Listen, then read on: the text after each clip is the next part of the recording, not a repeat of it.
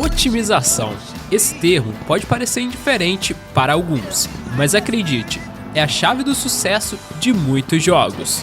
Não importa se você é um desenvolvedor experiente ou apenas um jogador entusiasta, esse é um tema recorrente que sempre escutamos falar. E a indústria de jogos está repleta de jogos famosos que sofreram e perderam muitos jogadores por falta de uma otimização adequada.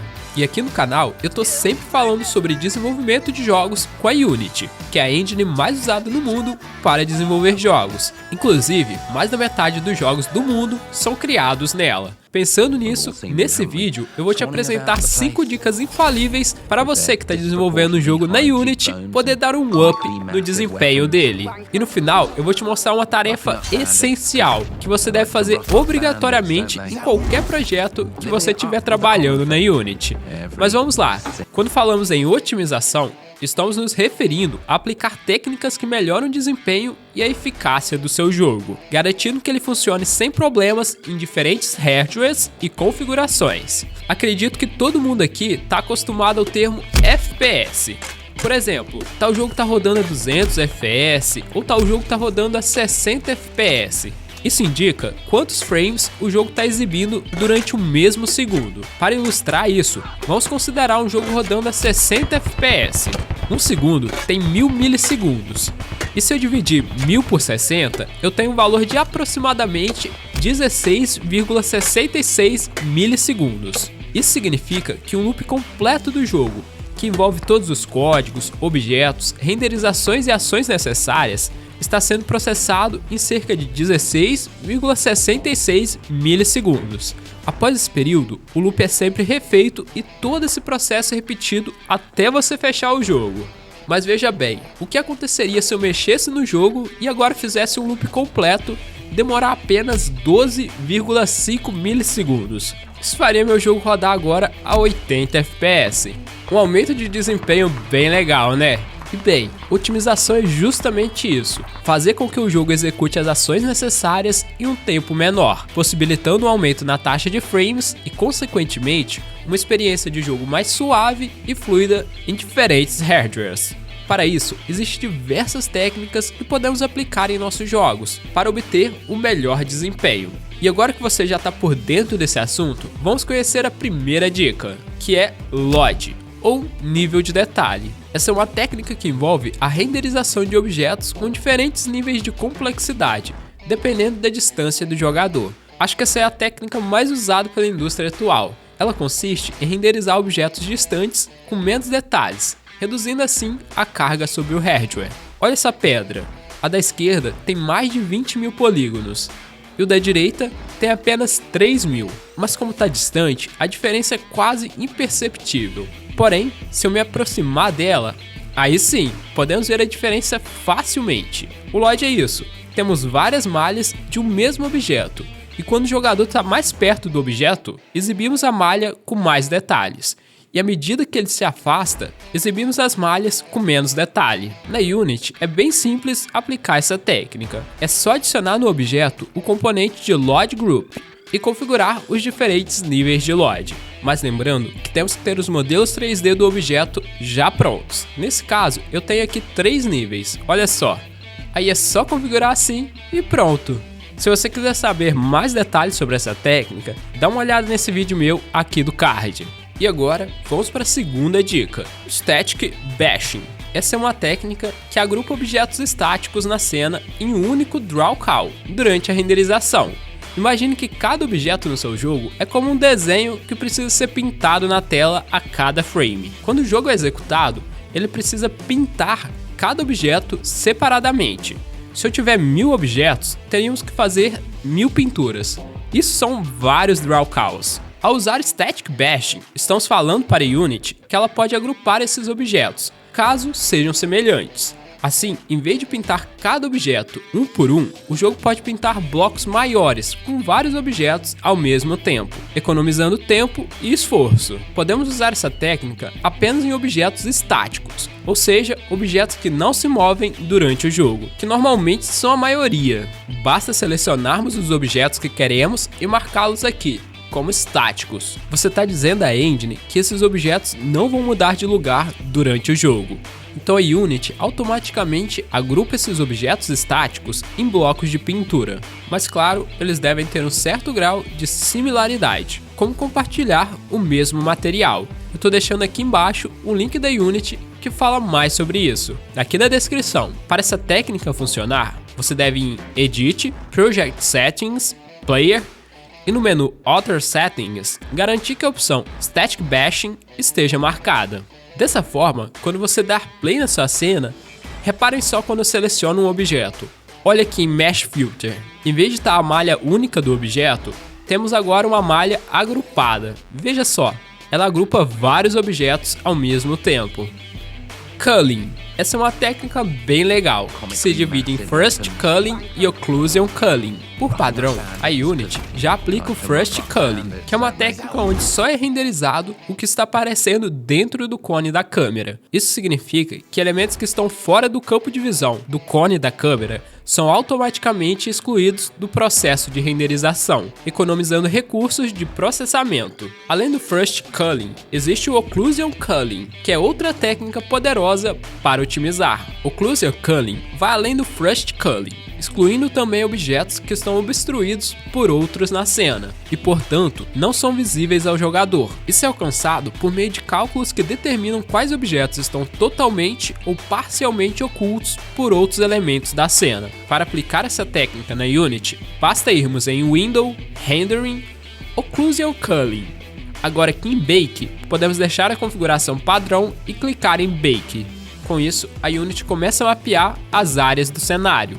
Lembrando, pessoal, que os objetos imóveis do jogo devem estar marcados como estáticos. E na câmera de jogo, a opção Occlusion Culling deve estar marcada também, hein? Fazendo só isso, já temos essa técnica aplicada. Olha só, os objetos que não estão visíveis na câmera são automaticamente ocultados da renderização. Com isso, o jogo não precisa calcular e renderizar os polígonos desses objetos, trazendo uma melhora de desempenho pra gente. Backlight. Só de fazer isso corretamente, você vai ter um ganho de performance incrível. Dá uma olhada nessa cena, temos vários objetos e sombras. Em modo default, a Unity trabalha com sombras em tempo real. Dessa forma, a cada frame é renderizado todos os objetos da cena e após isso é calculado e renderizado as sombras de cada objeto. Como você pode imaginar, esse é um processo bem demorado e que aumente muito a contagem de polígonos da cena. Afinal, para se calcular as sombras, a Unity precisa adicionar polígonos extras na sua renderização. Olha só a quantidade de polígonos que eu tenho nessa cena. Se eu desativar as sombras dela, esse valor cai drasticamente, o que nos dá um melhor desempenho, mas o jogo fica bem feio sem sombras. Para contornar isso, fazemos o orçamento de sombras, que consiste em pré-calcular as sombras de todos os objetos estáticos da cena antes de construir o jogo. E durante o jogo, em vez de calcular as sombras a cada frame, apenas usamos os dados já calculados da sombra, que estão salvos em uma textura Atlas. Com isso, podemos obter um ótimo resultado visual sem termos uma carga alta de processamento. Para assar luzes na Unity, primeiramente temos que marcar os objetos que são estáticos na cena. Podemos selecionar a luz direcional da nossa cena e aqui em modo, em vez de Real Time, podemos escolher entre Mixed ou Baked. Baked é para usar a iluminação apenas assada. Porém, normalmente temos objetos em movimento na cena, como nosso próprio personagem. Para que a luz e a sombra funcionem nesses objetos também, usamos o Mixed, onde a Unity assa a iluminação dos objetos estáticos e calcula em tempo real a iluminação e sombra de objetos dinâmicos. Vou deixar aqui em Mixed, agora vamos em Window, Rendering, Lighting. E aqui vamos criar um novo ativo de iluminação. Temos várias configurações possíveis aqui, mas de forma simples, vou apenas colocar aqui em Subtractive, na opção de iluminação vou colocar GPU, e clicar em assar a iluminação. Por meio dessas configurações, podemos definir a qualidade, tamanho do atlas de iluminação e outras configurações relacionadas ao assamento da luz da cena. Não vou entrar em detalhes sobre essas configurações agora. Vou só clicar em Bake e esperar. Esse processo pode demorar um tempinho bom, depende da sua cena, configurações de assamento e, claro, do seu hardware. Mas para adiantar, vou pular essa parte. Agora que terminou, olha que interessante. Se eu arrastar um objeto para o lado, vejam que a sombra continua no mesmo lugar. Isso porque agora ela está pintada nas texturas da cena, dentro de um Atlas. E nosso jogo não precisa mais calcular essa iluminação em tempo real. Por fim, temos a otimização de código. Essa área pode ser bastante vasta em termos do que você pode otimizar. Então eu vou falar apenas de algumas áreas que normalmente precisam de melhorias. Vamos lá! Reduzir o uso do método update. O método update é chamado a cada quadro e pode ser um gargalo de desempenho se houver muita lógica pesada dentro dele. Considere reduzir o uso do update, especialmente para operações que não precisam ser atualizadas a cada frame. Uma boa opção pode ser usar coroutinas em vez do método update, mas claro, dependendo da lógica que você estiver criando. Remover instruções vazias de onCollider e onTrigger. Se os métodos como onColliderEnter, onColliderStay ou onTriggerEnter, onTriggerExit estiverem vazios, é melhor removê-los. Mesmo não havendo código dentro, a Unity ainda precisa alocar recursos para gerenciar esses métodos, o que inclui chamar rotinas de física a cada quadro para executá-los. Removê-los pode reduzir essa sobrecarga desnecessária e melhorar o desempenho geral do seu projeto. Evite métodos como getComponent ou GameObject.find dentro de update. O método getComponent ou GameObject.find é relativamente caro em termos de desempenho, especialmente se for chamado repetidamente em um loop. Considere chamar getComponent apenas uma vez e armazenar a referência em uma variável sempre que possível.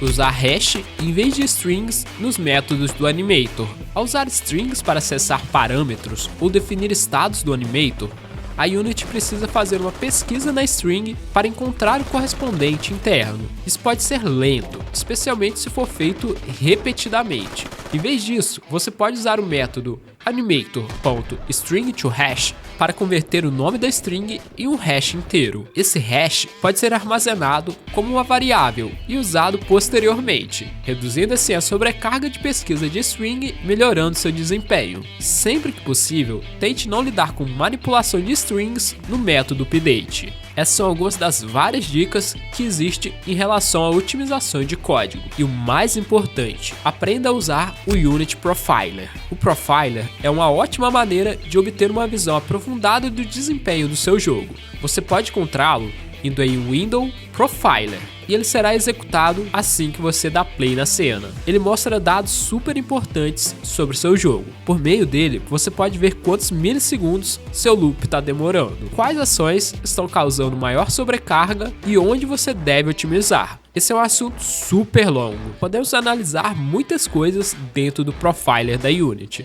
Então se você quer saber mais sobre ele, deixa aqui nos comentários e se inscreva no canal. E bem pessoal, espero que vocês tenham entendido mais sobre esse assunto de otimização, e se você quer aprender mais sobre desenvolvimento de jogos, não deixe de assistir esse vídeo que está aparecendo aqui na sua tela. Vejo vocês lá, valeu!